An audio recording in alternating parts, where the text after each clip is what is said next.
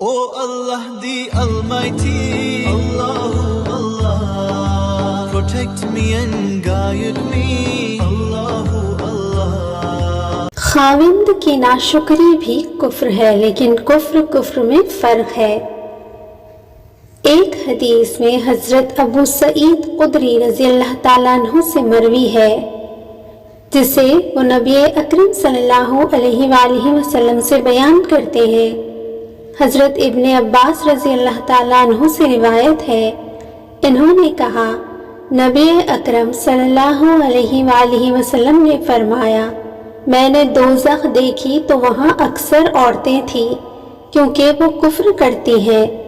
لوگوں نے کہا، کیا وہ اللہ کے ساتھ کفر کرتی ہیں؟ آپ نے فرمایا، نہیں، بلکہ وہ اپنے خاوند کا کفر کرتی ہیں، یعنی ناشکری کرتی ہیں اور احسان فراموش ہے۔